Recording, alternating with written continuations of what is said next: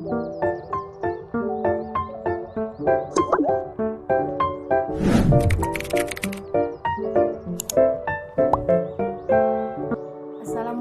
warahmatullahi wabarakatuh. Saya atas nama Mutia Kosek Hidayat ingin menjelaskan apa itu perang melawan hegemoni dan keserakan VOC. Perang melawan keserakan Komisi Dagang terjadi karena untuk memperebutkan kekuasaan. Malaka merupakan daerah perdagangan dunia sehingga bangsa asing untuk memperebutkan wilayah Malaka, salah satu Portugis, Malaka jatuh ke tangan Portugis dan akhirnya VOC berhasil mengalahkan Portugis.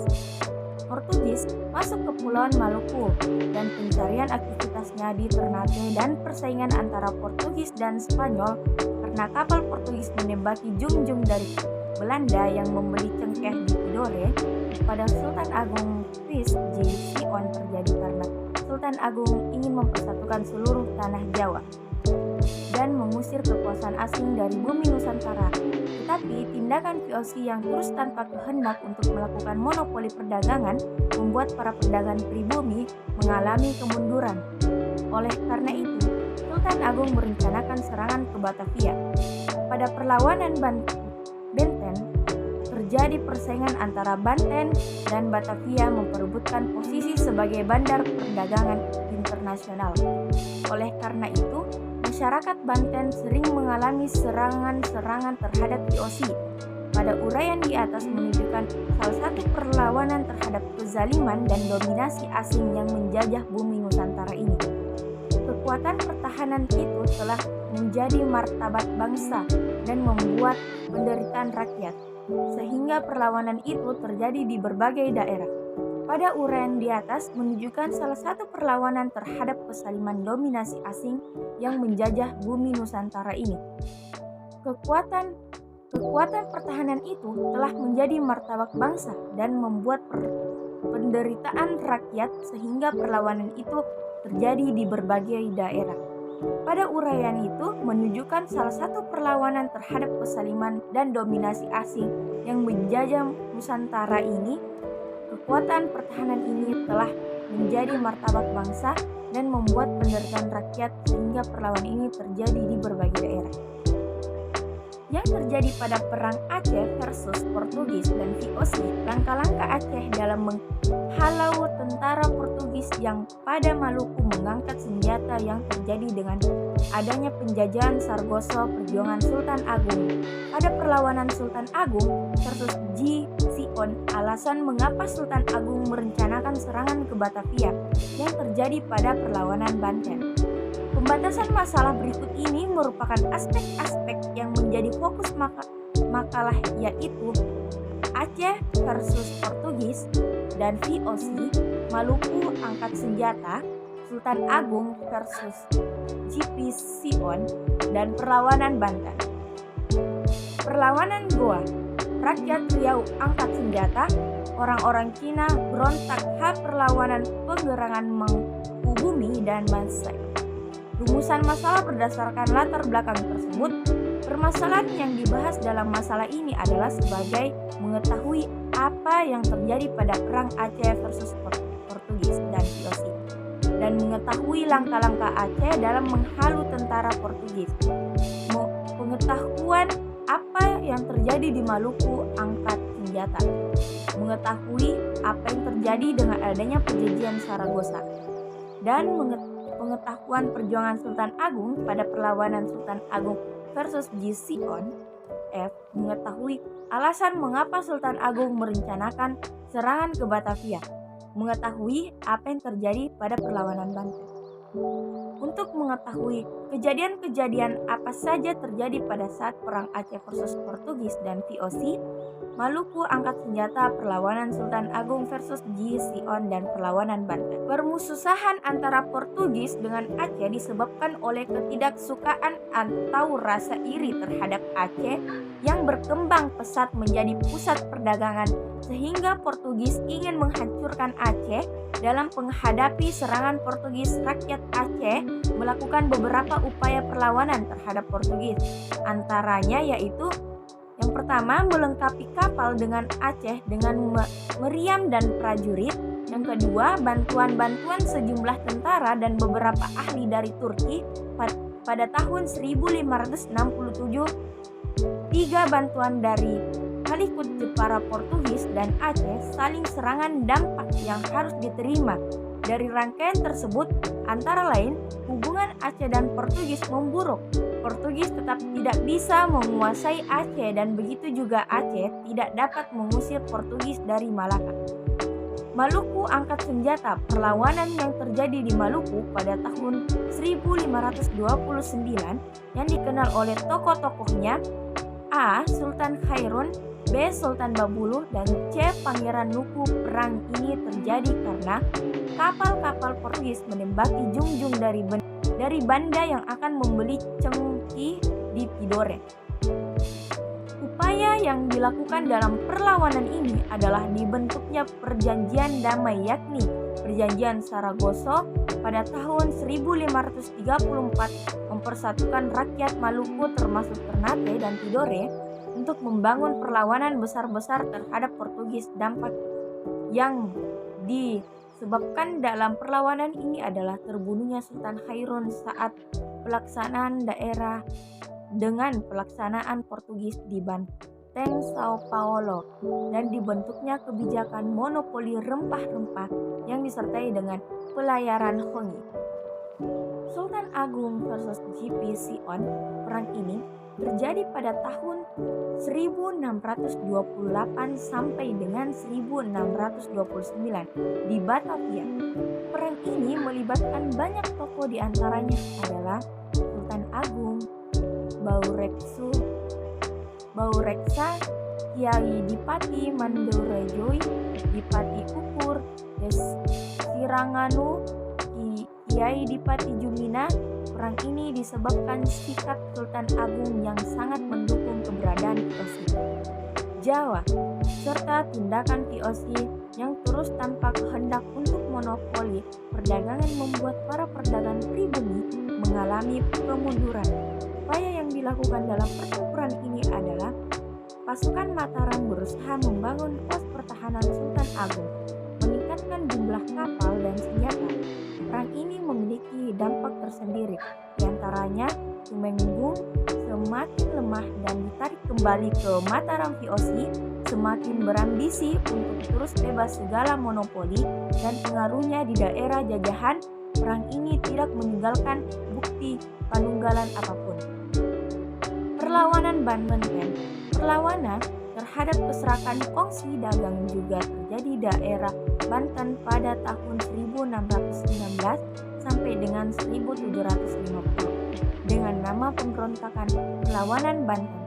Tokoh yang terkenal dalam Perlawanan Banten adalah Pangeran Surya yang bergelar Sultan Abul Fatah atau lebih sering dikenal dengan nama Sultan Ageng Tritayasa. Pemberontakan Banten terhadap kongsi dagang disebabkan oleh persaingan antara Banten dengan Batavia untuk memperebutkan posisi sebagai bandar perdagangan internasional. Upaya dalam perlawanan antara lain yang dilakukan oleh Sultan Ageng dalam posisi Banten adalah melakukan kerjasama dengan negara-negara Asia, sedangkan dari VOC melakukan blokade terhadap kapal-kapal untuk tidak melanjutkan perjalanan ke Banten. Rakyat Banten melakukan perusahaan terhadap kebun milik VOC.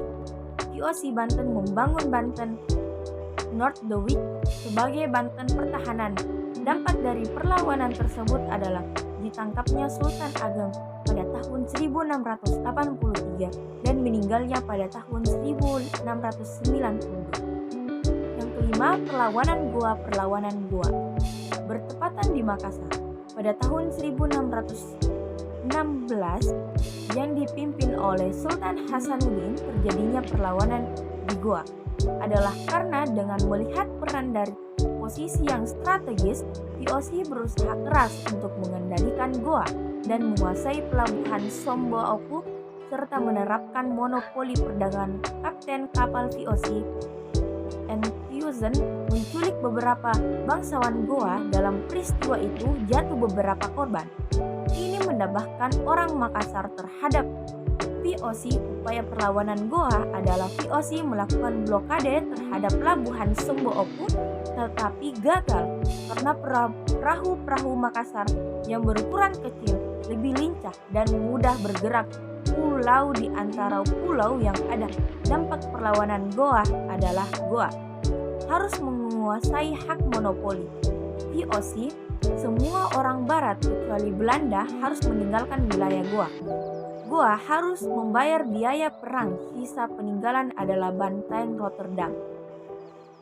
Rakyat Riau angkat senjata, ambisi untuk melakukan monopoli perdagangan dan menguasai berbagai daerah di Nusantara.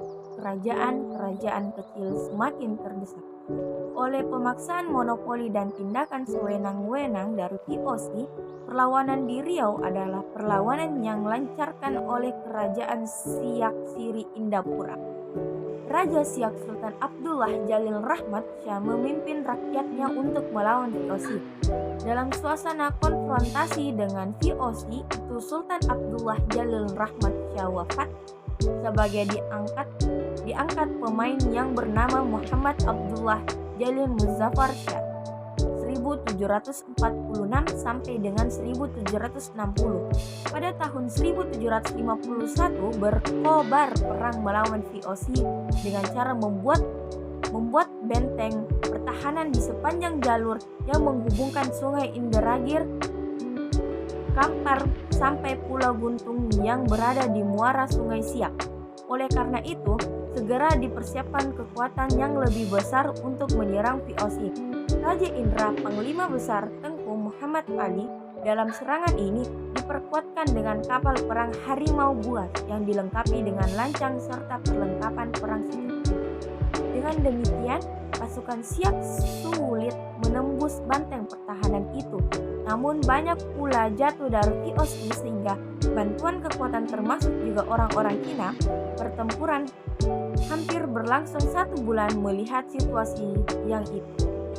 Kedua, Panglima Perang Siak menyuruhkan pasukannya untuk mundur kembali ke Siak. Sultan Siak bersama para panglima dan memperhatikan siat-siat baru. Siat-siat perang ini tidak terlepas oleh jasa Raja Indra Pahlawan. Oleh karena itu, di atasnya jasa para Indra Pahlawan diangkat sebagai Panglima Besar Kesultanan Siak dengan gelar Panglima Perang Raja Indra Pahlawan Datuk 50. Orang-orang Cina berontak. Orang-orang Cina sudah menjalin hubungan dagangan dan semakin banyak pada masa perkembangan kerajaan-kerajaan Hindu, Buddha, dan Islam. Banyak perdagangan Cina yang tinggal di daerah pesisir, bahkan tidak sedikit yang menikah dengan penduduk Jawa. Begitu juga pada masa pemerintahan VOC di Batavia. Banyak orang Cina yang datang ke Jawa VOC memang sengaja. Orang-orang Cina dari Tiongkok dalam rangka mendukung kemajuan perekonomian di Jawa. Orang-orang Cina yang datang ke Jawa tidak semua yang memiliki modal. Banyak di antara mereka termasuk golongan miskin. Mereka kemudian menjadi pengemis, bahkan ada yang menjadi pencuri sudah barang tertentu. Hal ini sangat mengganggu kenyamanan dan keamanan kota Batavia. Untuk membatasi kedatangan orang-orang Cina ke Batavia, VOC mengeluarkan ketentuan bahwa setiap orang Cina yang tinggal Batavia harus memiliki surat izin bermukim yang disebut permissible beverages atau masyarakat sering menyebut dengan surat pas. Jika tidak memiliki surat izin, maka akan ditangkap dan dibuang ke Ceylon atau disebut dengan Sri Lanka.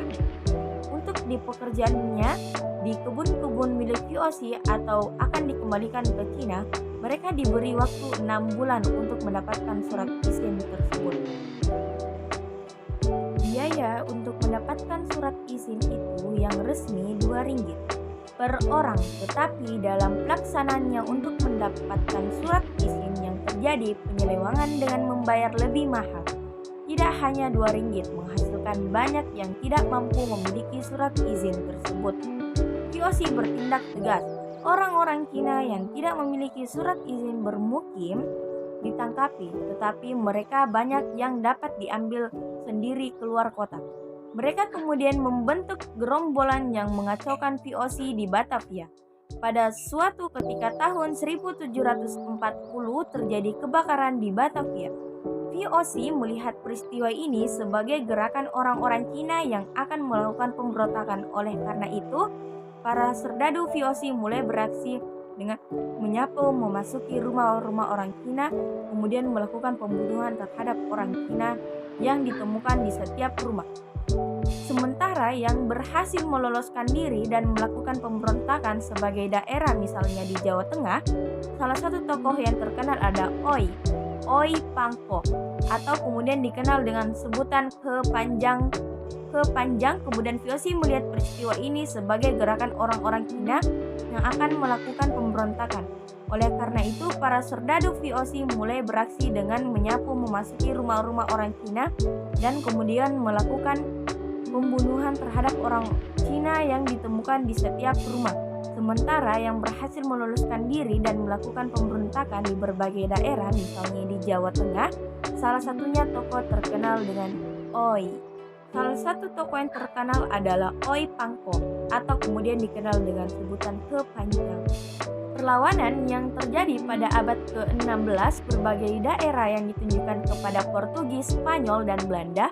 Kemudian perlawanan rakyat pada abad ke-17 dan umumnya ditunjukkan kepada dominasi kongsi dagang VOC Belanda.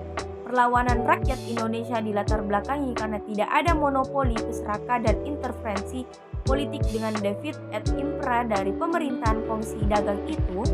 Perlawanan rakyat Indonesia pada umumnya memang dapat dipatahkan oleh kekuatan musuh yang sering berlaku dan memiliki yang lebih lengkap. Akibat dominasi pemerintahan kongsi dagang dan perlawanan rakyat, terdampak besar kepulauan Indonesia dikuasai kekuatan asing terutama VOC. Perilaku penyelenggaraan itu tidak sesuai dengan fitrah dan hak asasi manusia, maka harus dilawan. Kritik keirian yang dimiliki Portugis adalah bangsa Belanda membuat Portugis dan bangsa Belanda mengeluarkan semua kekuatan dan semua yang menyerang di berbagai daerah. Walaupun semua kekuatan dan pengeluaran yang dikeluarkan oleh Portugis atau bangsa Belanda banyak dan khawatir, tetapi ujungnya juga untuk menguasai Malaka. Keunggulan-keunggulannya, saran Belanda yang membuat peperangan terjadi di beberapa daerah menyebabkan kematian Sultan Agung dan beberapa tokoh lainnya. Semua perlawanan-perlawanan tersebut tidak perlu terjadi karena untuk memiliki kekuasaan yang lebih luas dengan cara perperangan itu sangat baik, terutama pada ujungnya terjadi kegagalan dan kematian, agar tidak mengambil jalan peperangan untuk meningkatkan kehidupan suatu negara. Semua perlawanan-perlawanan tersebut tidak perlu terjadi karena untuk memiliki kekuasaan yang lebih luas dengan cara perperangan itu sangat baik, terutama pada ujungnya terjadi kegagalan dan kematian, agar tidak mengambil jalan peperangan untuk meningkatkan kehidupan satu negara dengan mengelola dengan baik wilayah itu sendiri. Jika belum cukup, lakukanlah kerjasama dengan negara-negara lain untuk menambah perekonomian masyarakat dan jangan melakukan peperangan yang dapat menyebabkan kematian dan kerugian. Ambillah jalan damainya. Sekian dari saya, Mutia Fose Hidayat. Wassalamualaikum warahmatullahi wabarakatuh.